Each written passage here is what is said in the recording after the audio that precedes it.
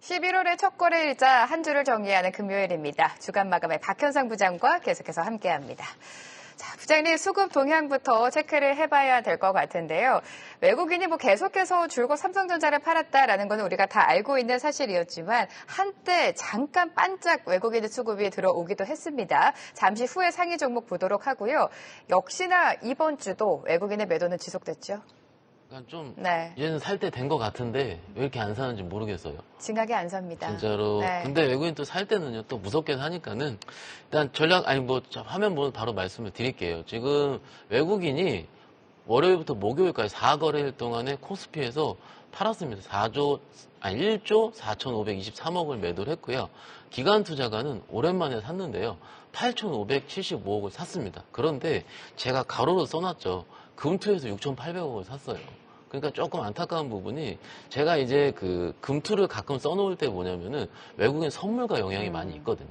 이게 차익거래 때문에 그렇습니다. 그래서 이번 주 선물은 외국인들이 중간중간에 들어온 모습 보였기 때문에 금융투자에서 좀 빠른 매매를 하는 금융투자에서는 6,800억 정도 전체 기관 투자가의 거의 한 60, 70%를 담당했다 보시면 될 것 같고 우리 개인 투자자분들은 여전히 좀 매수를 했고요.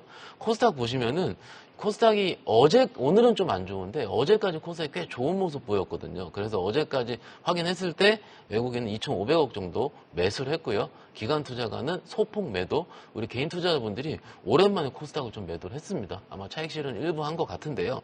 그래서 지금 화면 보시면서 바로 좀 말씀을 좀 드리자면 이번 주 있었던 일인데 이번 주 오늘까지 뭐 하고 있습니까? 빅테크들에서 실적 발표를 진행을 하고 있는 중이죠.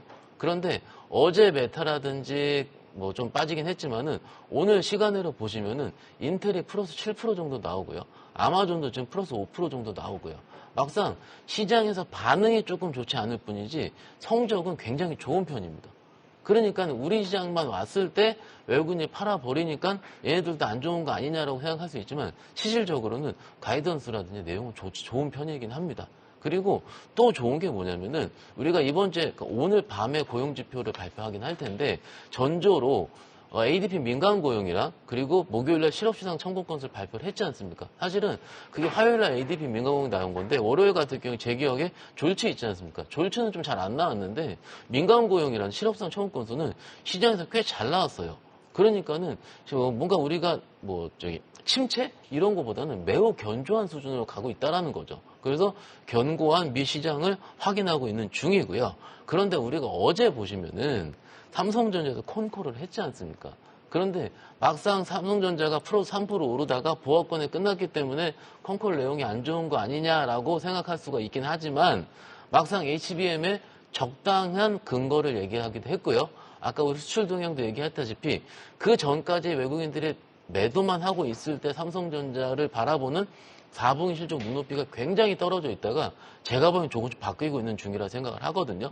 그래서 투자 심리는 우리가 느껴지지 않습니다. 그렇지만 소부장 종목을 봤을 때 시장 참여자들의 목소리를 봤을 때는 조금씩 개선되고 있다는 건 말씀을 드리는 중이고요. 그렇지만 안타까운 게 코스닥 거래대금이 있지 않습니까? 네. 여전히 눈치 보고 있습니다. 어제 5조 좀 넘었는데 이번 주에만 4조대가 두 번 찍혔죠.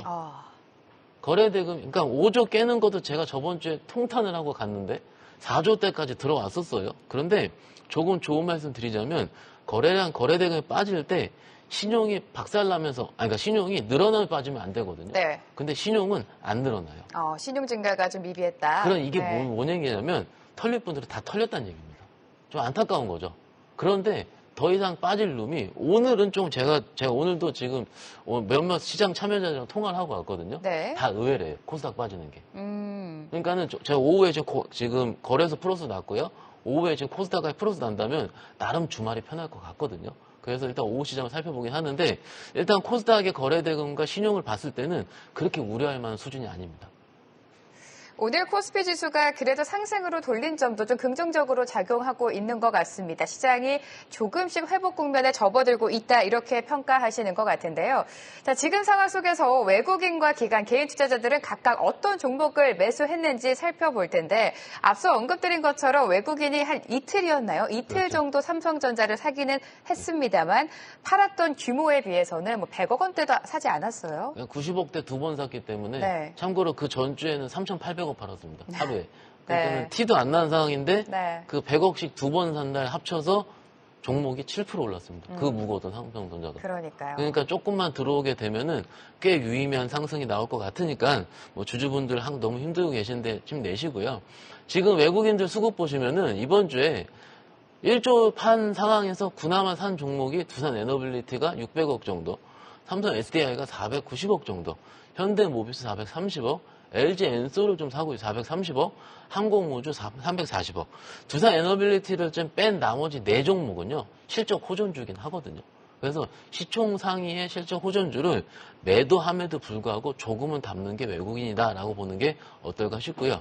기관 투자가 보시면은 오랜만에 삼성전자를 들어왔습니다. 드디어. 그러네요. 네. 4,300억 기관 투자가 매수했고요. 아마도 그게 대부분이 금융 투자일 거긴 합니다. 그리고 고라이언 지난주부터 계속 사고 있어요. 그런데 어떻습니까? 변동성이 너무 커요. 무한 변동성이죠. 네. 그죠? 하한가도 갔었다가. 우리 네. 개인 투자자분들 뭐 제가 종목 폄하하는 건 아니고요. 변동성이 너무 크기 때문에 매매는 매우 어려울 겁니다. 그런 것보다는 조금 더 안정적인 종목을 선택하시는 게 어떨까 싶고요. 그 다음에 종목이 포스코홀딩스입니다. 기아, LNF 순으로 기관 투자가 매수를 하고 있고요. 개인 투자자 분은요, 제가 여기 안 써있긴 하지만은 개인 투자자가 삼성전자를 첫 매도했습니다. 1,100억 정도. 이번 네. 주 4일 동안 거래일 동안 조금 수익 밑에서 사셨던 분들이 좀 있지 않겠습니까? 1,100억 정도 매도를 했습니다. 이게 좀 오랜만에 나왔었던 유의미한 현상이라 보면 될 것 같고, SK 하이닉스로 오랜만에 1,800억 정도 매수, 현대차, 신한지주, 삼성물산, KB금융 어떻습니까? 나머지 4종목이요. 뭘까요? 밸류업을 밸류업 쪽을 또 담았네요. 굉장히 좀 아이러니한 거예요. 지금 왜냐면 밸류업이 이번 주에 꺾였거든요. 맞아요. 어제까지.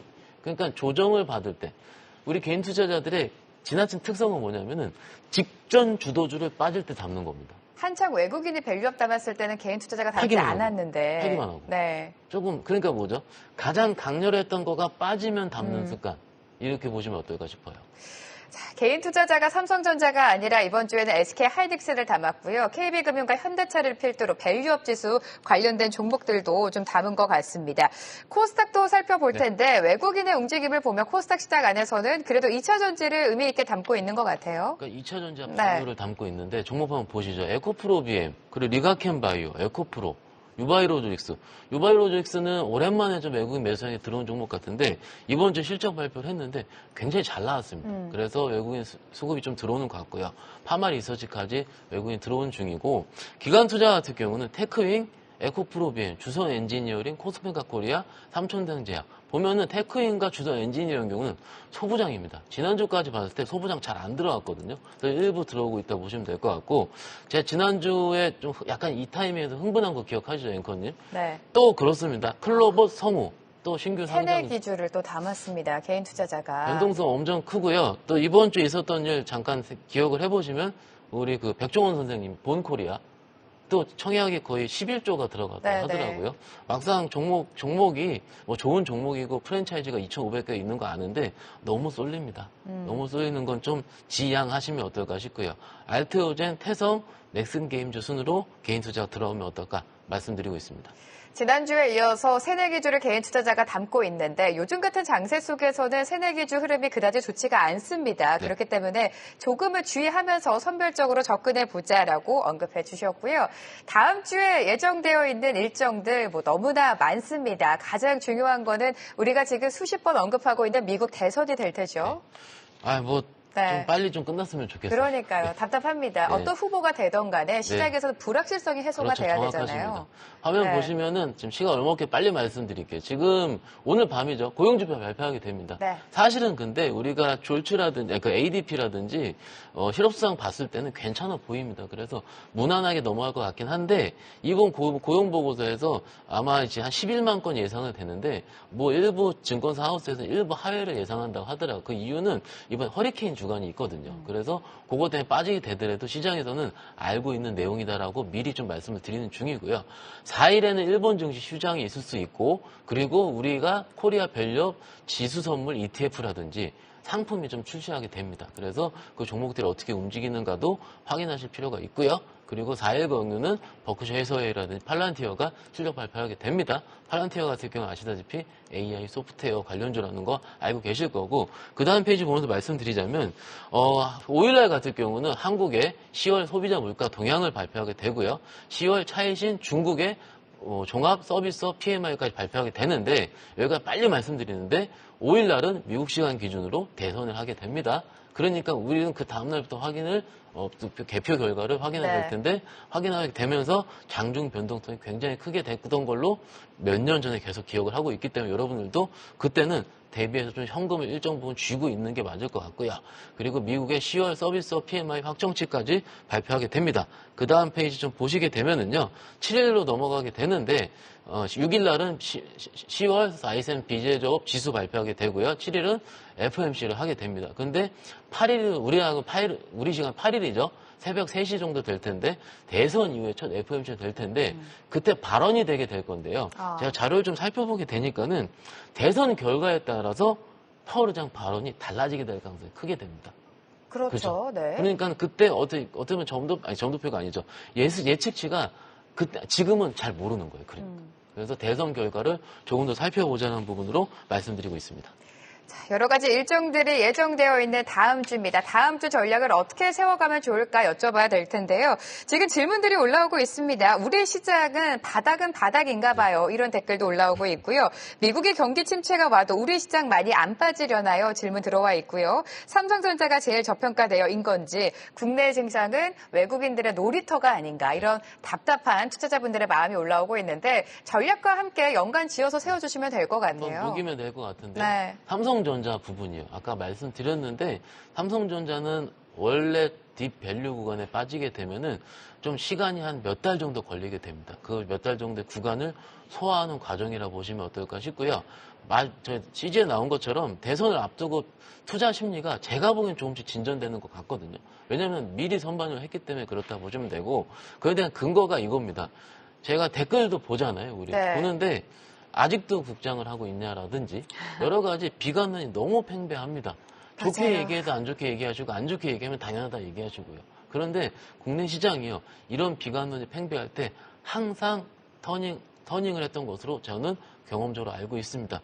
글로벌 하위권, 최하위권인 코스닥은요, 지금 오늘이 좀 약할 뿐이지 요 며칠 굉장히 나름 유의미하게 돌리고 있는 모습을 보이고 있기 때문에, 바이오든 2차 전지 섹터가 또 한 번 정도 슈팅하는 모습 보이게 되면은 조금씩 우상향하는 모습 보일 수 있다라는 부분. 그 다음 페이지 보이시면은, 그런데 여전히 대선을 있기 때문에 이거죠. 매매는 하는 거예요. 매매는 하는데, 여기서 드디어 간다 생각해가지고 적극 좀 배팅을 하는 시기는 아니라는 거죠. 그죠?